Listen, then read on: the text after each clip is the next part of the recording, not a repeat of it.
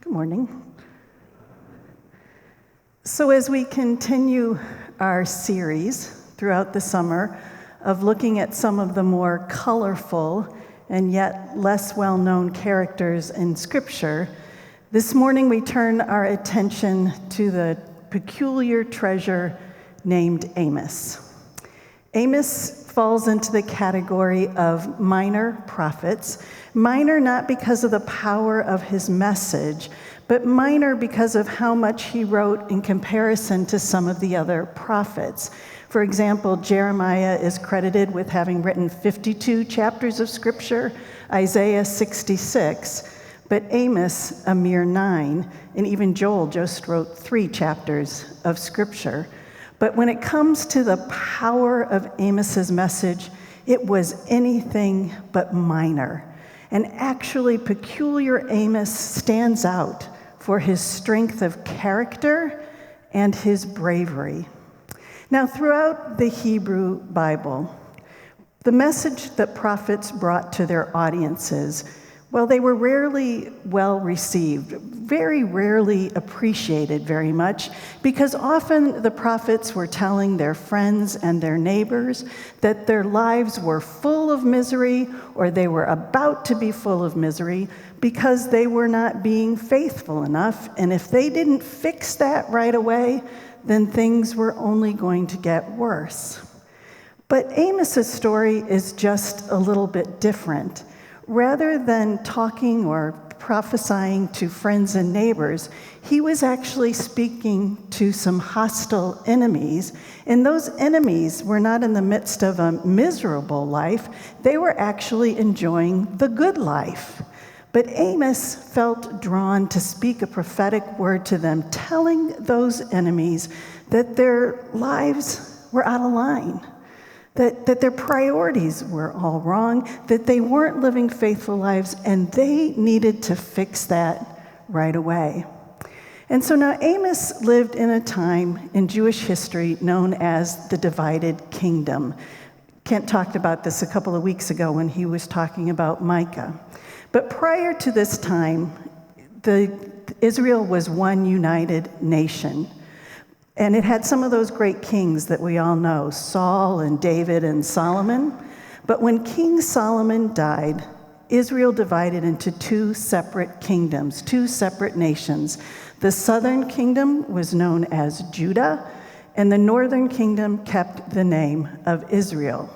But now this division wasn't like a friendly separation.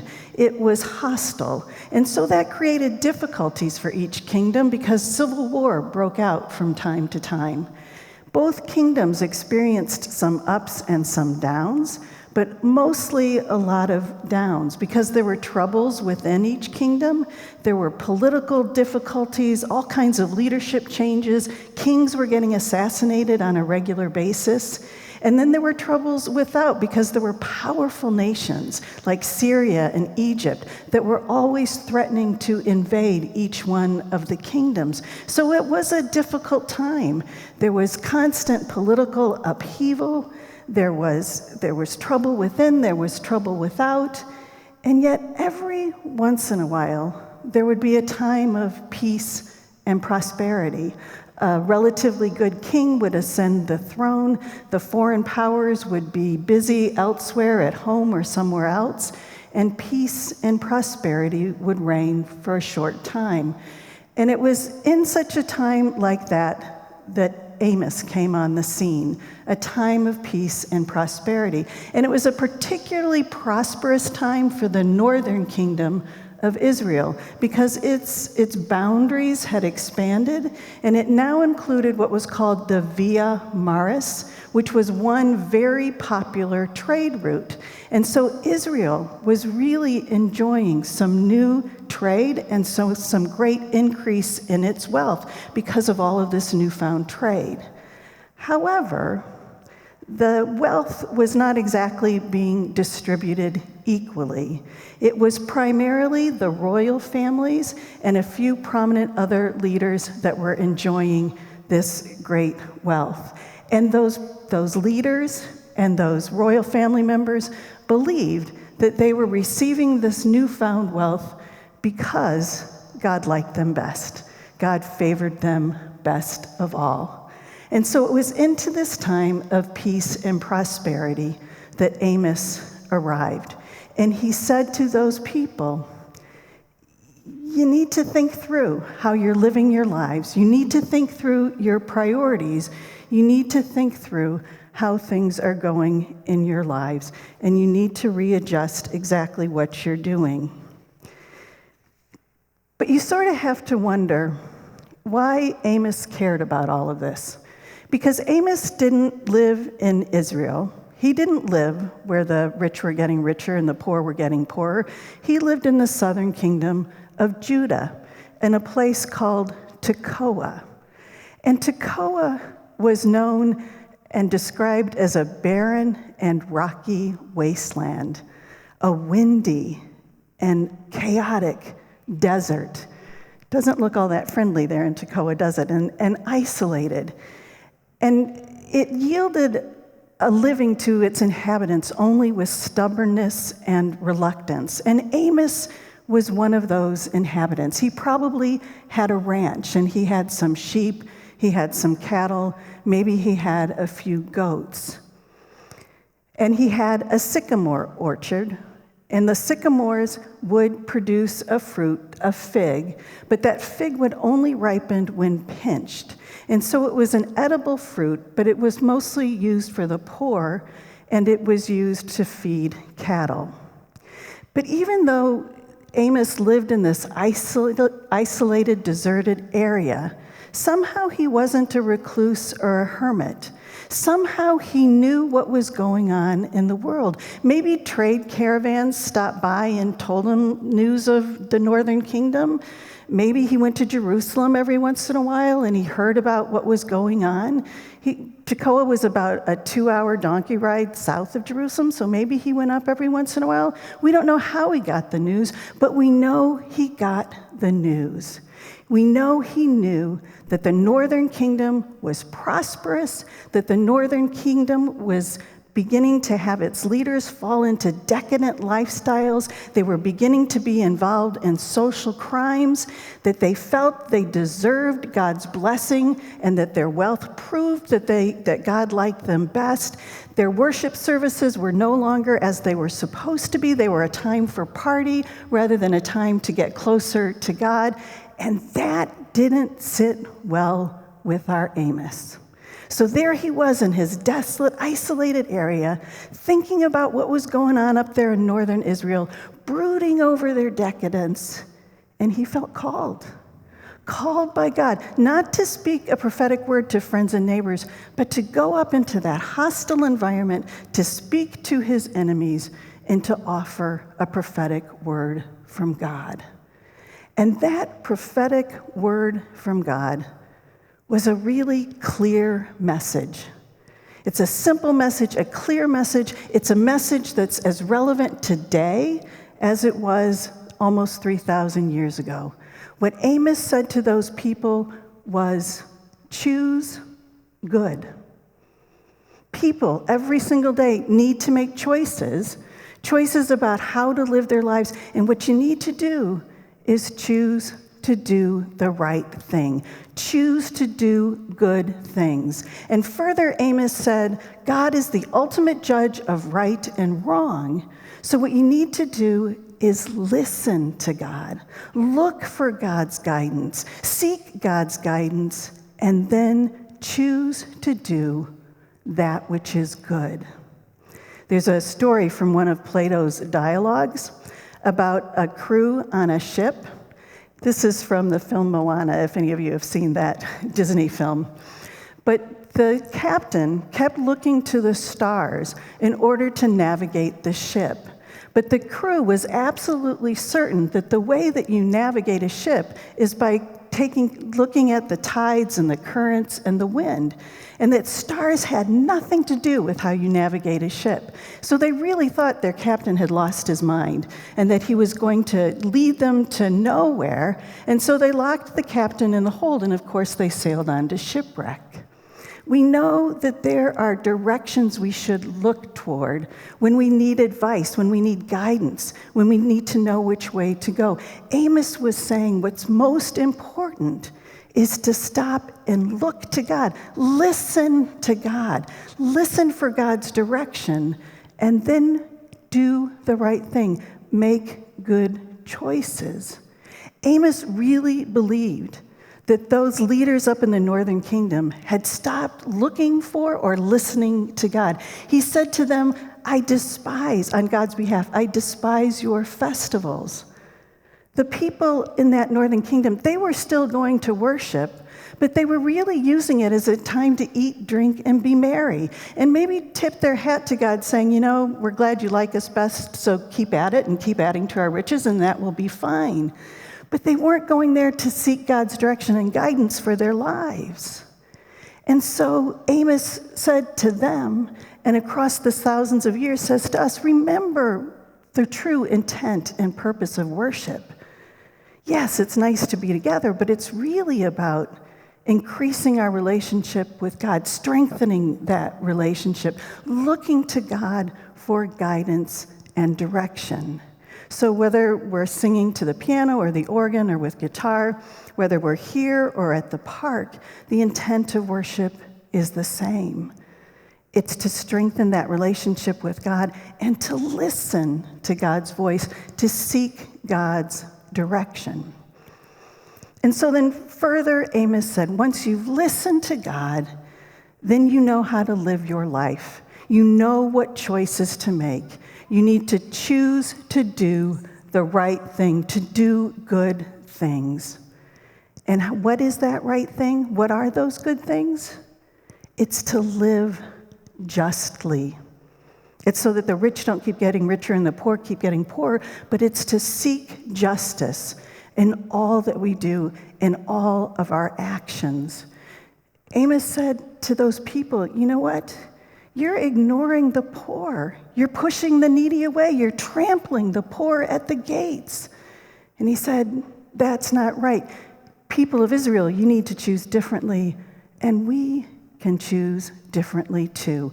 We can choose to live just lives in our actions and in all that we do. Now, in a few minutes, we're going to be commissioning Tricia Harrop, who is about to go on a 3-month journey to Nicaragua to work with an organization called Amos Help and Hope. Now, Amos stands for a ministry of sharing. Yeah, I know, I put Anna's picture there, it's my kid, I can do that. So Amos stands for a ministry of sharing, health, and hope. But the name also comes from our prophet this morning, from Amos, who said that he wanted justice to flow like water. Amos was established decades ago because of a need that was seen, a need to improve the health and well-being of individuals who were suffering because of incredible poverty. And so Amos began to look at the most impoverished communities in Nicaragua and discovered just how poor the healthcare was and how unjust the healthcare system was. And so Amos moved in with communities, talked to community leaders, talked to residents to discover what the needs were, and to work with those leaders, to work with those communities, to develop programs of healthcare, and to provide those community with the tools they would need in order to address their concerns. And by working with the community, working within the community, and building up the leaders, then the system begins to shift just ever so much, and justice begins to reign. And so Tricia will be going there to work for 3 months. We sent a group to work with Amos in February, and the church has decided to support financially one of the communities in Nicaragua as a way to do what Amos said, to live with justice. And then a little closer to home, another way that we can live with justice, live out this call toward justice, is by supporting our satellite ministry, Harbor Light Community Partners, HCP. Now, HCP's mission is actually a very simple phrase. It's to provide housing with services to poor and moderate income people, primarily living in southern Essex County. But what lies behind that statement is so much more profound. It's about providing for people the most basic need that people have, which is a home, a safe and secure place to call home. And that's what HCP works on. And so to explain it further, I have a kind of a long quote here from Andrew DeFranza, the executive director, and I'll read it. But the goal of HCP is to decrease pain and increase opportunity. Housing is the means to those ends. We want to reduce pain for people who are afraid and economically vulnerable. We want to provide them a demonstrable sign of community goodwill by making sure there are safe, affordable places for them to live. People who struggle with disabilities that impact their income, seniors who have labored in the community for decades, who in their later years struggle to find a place to make a home, those who are homeless and need a supported opportunity to regain their independence can find ways to contribute. We want to provide opportunity for working families to build a life, places where children can grow up with stability, knowing the support structure of a great school community, of youth sports, of local places of faith and local businesses. We want those kids to know they're wanted and included so they have a chance to make better lives for themselves and their children. That part is about giving people a chance.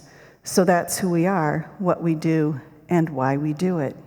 So similar to Amos, HCP doesn't land from Mars into a community and say, this is what you need to do, but rather HCP works with the community, works with residents, works with its leadership to assess the needs together and determine what kind of affordable housing is most needed. And sometimes those partnerships work so beautifully, as in Rockport and Salem and Beverly, where projects have been welcomed and enjoyed, and there's new affordable housing available.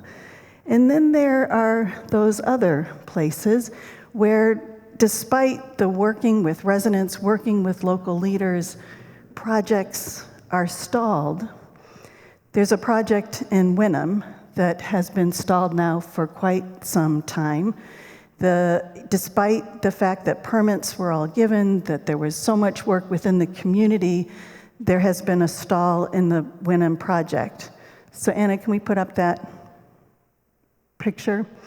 So this is the project. It is senior affordable housing. It has been stalled now for over 2 years because of residents who say, I don't want this in my backyard. This beautiful housing complex, not in my backyard. What's the reasoning? Well, it might bring down the value of my home, or traffic might become a nuisance, or there might be drainage or septic issues. All of those are just a smokescreen for the real issue, which is I don't want new and I don't want poor people in my backyard.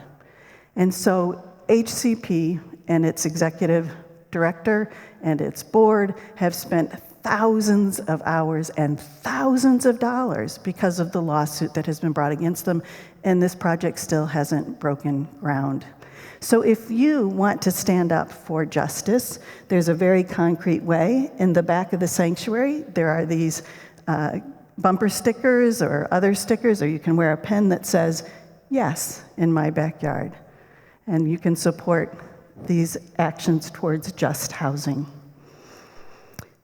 So Amos was a prophet from 3,000 years ago, but what a powerful message he has for us. Listen to God. Choose to do the right thing. Let justice, let it roll down like water.